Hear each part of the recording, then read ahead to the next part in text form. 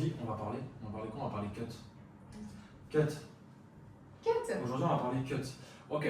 Alors, les gars, je vais me mettre dans la peau d'un mec qui connaît absolument rien au cut, qui sait absolument pas ce que c'est.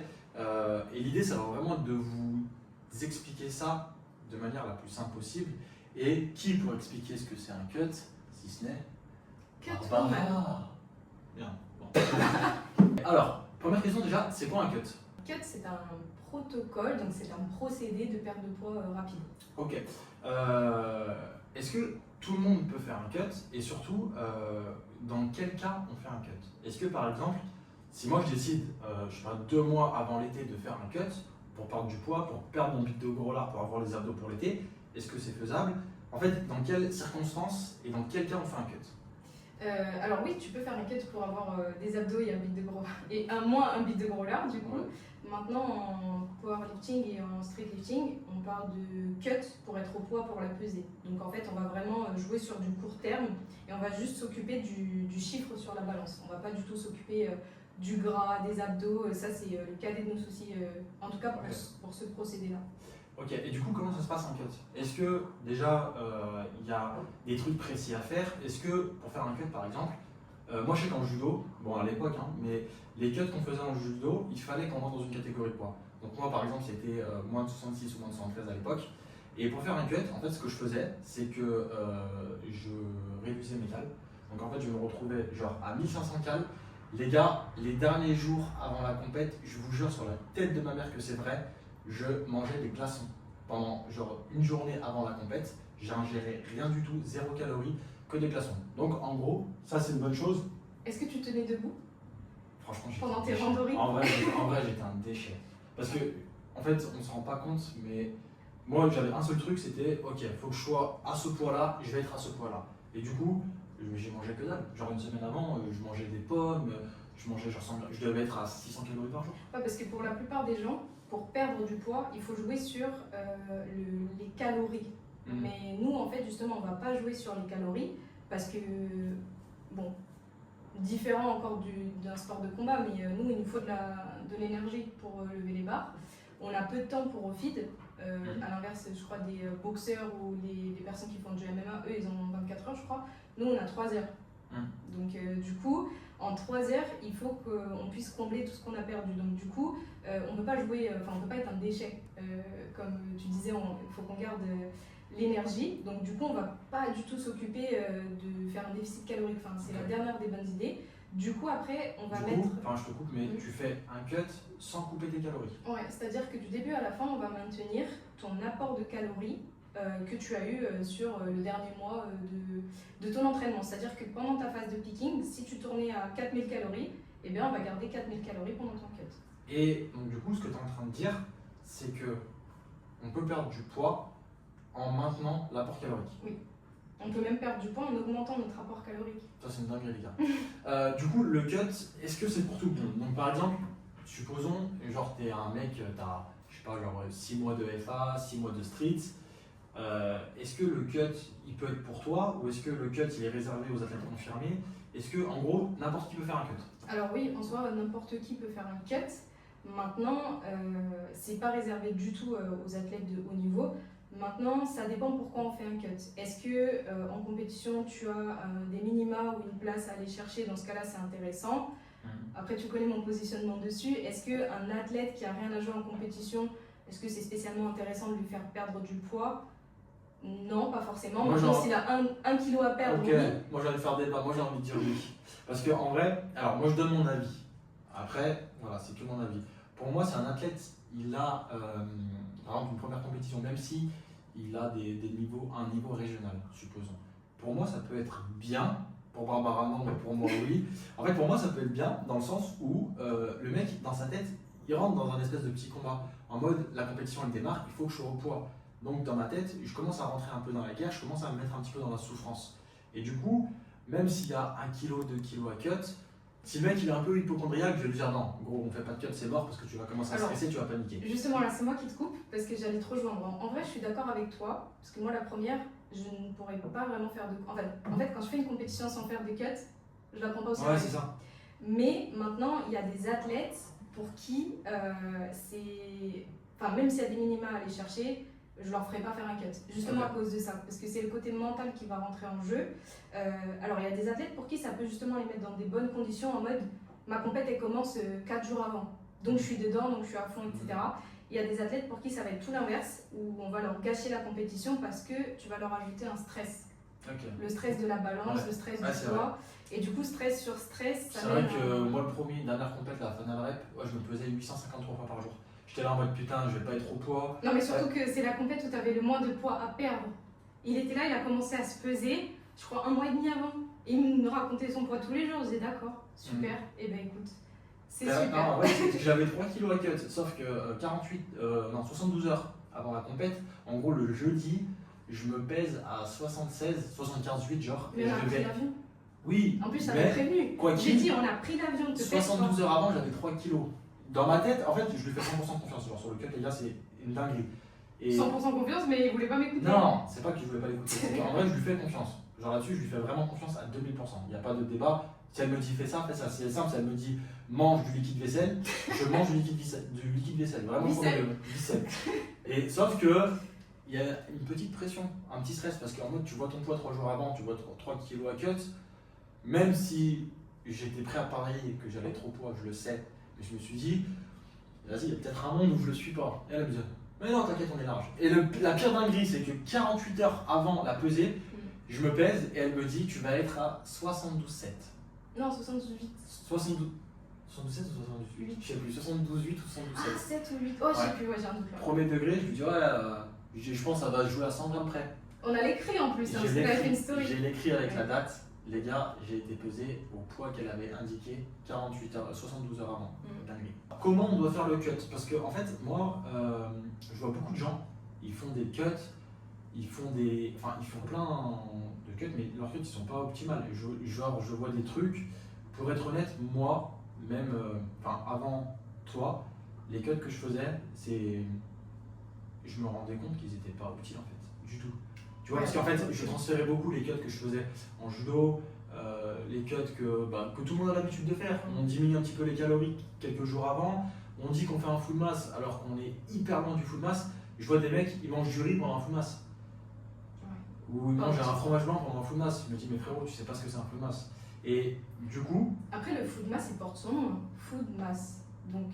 Nourriture de masse. En gros, c'est la masse de la nourriture.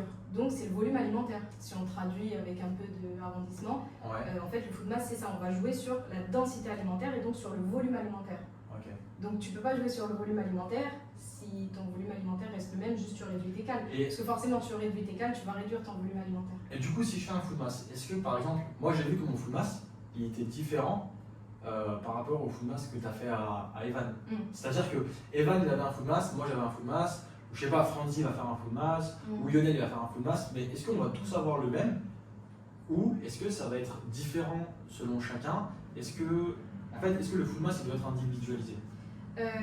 Oui, déjà par rapport au goût de chacun, parce que je vais pas te faire manger des trucs que tu n'aimes pas, je vais pas te faire manger des trucs que tu digères pas. Et même après, d'un autre côté, on est assez limité, parce qu'il n'y en a pas 1 milliard des aliments qu'on peut introduire dans un food mass, parce qu'il y a des choses à respecter, notamment la quantité de sel qu'il y a dans les aliments que tu mets dans ton food mass, les calories au 100 grammes, qu'on doit respecter également. Ça, c'est une dinguerie, parce que le sel, genre moi je l'avais vu, je me suis dit, en vrai, des bonbons, ça va, c'est pas salé. J'ai tourné le paquet, je crois que c'était 0,4, un truc comme ça. Ouais, 0,20. Et en fait, je me suis dit, genre 0,20, c'est rien. Et en fait, non, dans un full mass, ça rentre pas parce que c'est trop salé. C'est une dinguerie de se dire des bonbons sucrés comme c'est trop salé. En vrai, c'est juste une dinguerie. Dites-vous, si vous retournez tous vos aliments que vous achetez en supermarché, qu'ils soient industrialisés ou pas, c'est-à-dire qu'ils soient transformés ou non, dans 90% de vos aliments, il y a du sel. Ouais, c'est réel. Même dans certaines compotes, il y a du sel. Donc, du coup, même si l'aliment il est sucré, il y a du sel dedans. Donc, ok, du coup, est-ce que tu peux expliquer, genre grossièrement un petit peu Ça, je sais pas faire. Expliquer grossièrement, moi, je parle beaucoup. Alors, justement, comment on doit faire un cut? Supposons un exemple. On prend par exemple mon exemple. J'ai 3 kilos à cut, j'ai 5 jours devant moi. 3 kilos. En fait, après, ça va dépendre de pas mal de choses. Toi, je te connais bien, donc je sais que pour toi, 3 kilos sur 5 jours, je te fais un full mass sur 2 jours, tu vas être au poids. Moi, j'ai 3 kilos à perdre. Il me faut un water load, un food mass, des sudations. C'est quoi Waterload? Waterload, en fait, on va jouer avec le niveau d'eau et de sodium dans ton corps. Donc, du coup, En fait, le Waterload, du coup, c'est ce que les gens appellent water cut. Mais en fait, water cut, bah, ça veut tout et rien dire. Parce que par exemple, dans un water cut, tu peux faire un waterload et un food mass. Ok. Ou que le waterload. Ouais, ça j'avais fait. J'ai fait Nessel 2024, j'avais fait les deux. water cut, food mass, Sudation. sudation. En même temps, j'avais 5 ou 6 kilos à perdre, c'était quand Ouais, même on était dingue. parti de Parce loin que- et puis j'avais pris ton cut en plein milieu. Donc, Ouais. En plus, j'étais je crois qu'à l'époque, j'étais un gros lard parce que j'étais à 78 kilos et il fallait que je descende à 73. Donc j'avais 5 kilos à cut en 6 jours. En plus, je te connaissais pas beaucoup à l'époque. Ouais. Donc, je connaissais pas tes réactions, etc. Bon, après, on a fait un sacré bain. Tu avais perdu plus d'1 kilo dans le bain. 1 kg 2 ouais, dans mon pain. Ouais, donc arrêtez de faire vos sudations dans vos saunas, là, ça sert à rien. Bah, le sauna, en vrai, c'est bien si t'as 400 grammes à perdre. Tu te fatigues pour rien dans le sauna. Après, c'est vrai que c'est long parce qu'en fait, tu te rends compte que ton Pour sauna. perdre 200 grammes, il va falloir que tu fasses 1 heure de sauna. Tu Ouais, te rends peut-être. compte de l'énergie que tu laisses dans le sauna. Et Après, ça dépend. Moi, par exemple, il me faudrait 1 heure pour perdre 200 grammes dans un sauna, voire plus. Moi, par Toi, exemple, peut-être, la dernière fois que j'avais fait un 15 minutes. sauna, en 15 minutes, j'avais perdu 400 grammes. Versus le bain. Attention, le sauna qu'on avait fait, on pouvait régler la température. La plupart des saunas où tu vas, tu peux pas régler la température. Ouais, c'est vrai. Donc, Et c'est surtout que, en fait, si on fait le comparatif, en gros, 30 minutes de sauna, 400 grammes, 8 minutes de bain, 1 kg 2. encore, je te l'avais raccourci, hein, parce qu'à la fin, tu commençais à me Non, faire parce que flipper. de base, c'était 10 minutes, en fait, j'ai fait 8. Mais du coup, tu peux te rendre compte qu'en 8 minutes, tu perds 1 kg.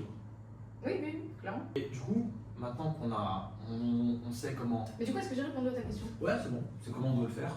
Comment on doit le faire? Oui, en fait, ça dépend du Ça protocole. dépend, ouais, ça En dépend fait, pour chacun. ça Au final, moi, je dis, ce que je dis à tout le monde, je dis un cut, les gars, c'est un peu comme une prog. En fait, c'est propre à chacun. Du coup. Quoi qu'il, dans tous les cas, la règle d'or, c'est garder l'énergie du début à la fin. Donc, Ouais. garder les calories, parce qu'on ne va pas s'amuser à faire un déficit calorique quelques jours avant ta Bah, t'es compétition. mort si tu fais ça. T'es mort, en Même, fait, tu contre-perfs moins 30. Par exemple, si quelqu'un, parce qu'il faut savoir aussi que pendant les cuts comme ça, il y a des pourcentages de poids à pas trop perdre parce que ça va trop impacter les performances après. Après, on est tous plus ou moins sensibles à ça, mais en règle générale, pour la plupart des gens, c'est entre 5 et 6% pour garder plus ou moins les mêmes perfs, à condition de Après, faire un moi, bon j'ai refeed derrière. J'ai dit, ah bah justement, refeed. Du coup, c'est quoi un refeed? Comment on doit le faire? À quel moment? En fait, j'aimerais bien que tu parles un petit peu du refeed parce que je vois la plupart des gens ils disent bon, je vais refeed maintenant. Et moi, le premier, hein, avant ce que je tapais pendant un refeed, c'était du riz. Du riz ou du pain blanc. Et voilà, dans tous les cas, moi, ça m'arrivait de taper du riz, du poulet ou de la dinde pendant mon refeed. Bon, c'est pas incorrect, maintenant il y a mieux. Ok, du coup, un refeed, c'est quoi? Un refeed, ça va être justement de venir recharger tout ce qu'on a perdu. Donc en fonction du protocole, du procédé qu'on a choisi, est-ce qu'on a enlevé plus d'eau? Est-ce qu'on a enlevé plus de nutriments? Quoi qu'il arrive, on va enlever les deux, donc il va falloir venir combler tout ça. Donc on va venir recharger en eau toute l'eau qu'on a perdue probablement. Puisque quoi qu'il arrive, vu qu'on coupe le sel à un moment donné, bah, l'eau que tu as bu, même si tu as bu un litre d'eau, Tu perds tous les minéraux. voilà, donc du coup tu vas pas la retenir de la même manière. Donc il va falloir venir recharger en eau, recharger en nutriments et en énergie du coup, en calories, etc. Donc, Du coup, chaque refeed va être différent en fonction du cut que tu vas faire. alors, Parce que le si tu refeed, fais il va un être water différent. cut, ton refeed va être différent de si tu fais un full mass. Déjà parce que Ouais. l'athlète, en fonction du procédé qu'il y a eu, il sera plus ou moins en forme au moment de la pesée. Ok. Donc en fait, le but, ça va être de manger des aliments qui sont facilement assimilables, nutritifs et digestes. Et du coup, moi, j'ai avoir une question. D'ailleurs, je crois que cette question-là, et je vais la couper, je la ferai en réel. Du coup, la plupart des mecs, ce qu'ils ont peur pendant un cut, c'est de couper les protes.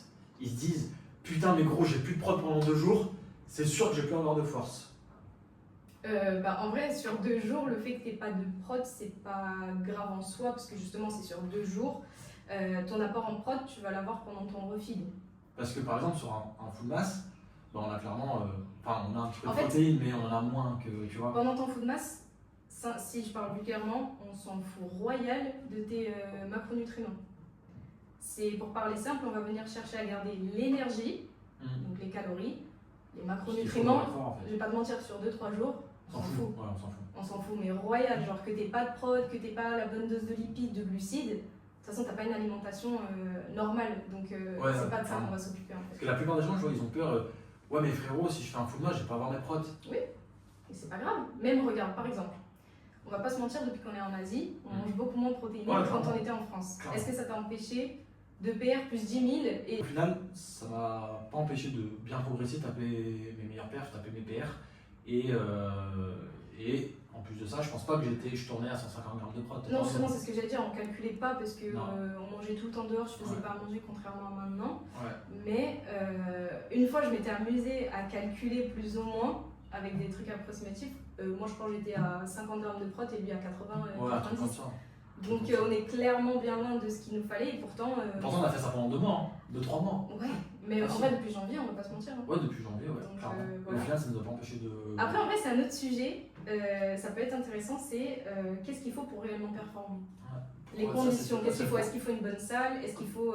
Enfin, c'est quoi Ouais. les clés de la Ok, ça, c'est le performance? prochain podcast qu'on va faire.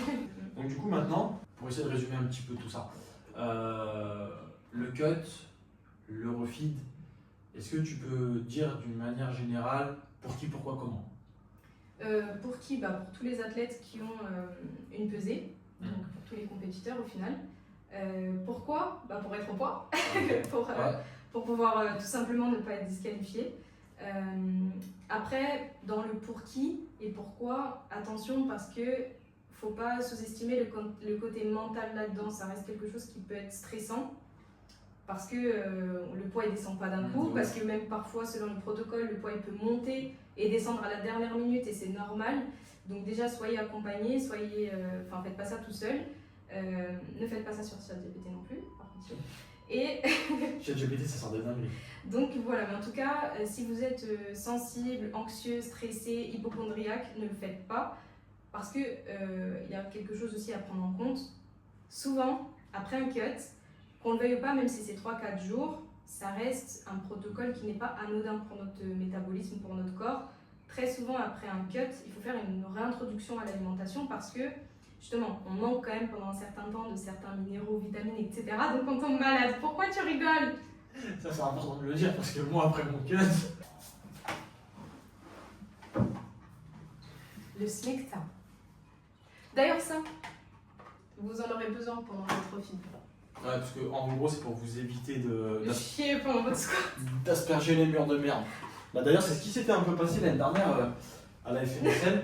Et en fait, je pouvais pas passer. Heureusement que Théo il a demandé à Zod si j'avais le temps. D'ailleurs, Zod, si tu tombes par là, merci de m'avoir laissé le temps d'aller chier. En tout cas, les toilettes te remercient pas, je pense. Tout le monde s'en souvient. À un moment, on va pas répéter les choses 100 fois. Non, surtout que la vidéo elle va être très longue. Non, mais surtout que là, c'est bon, quoi. Alexa,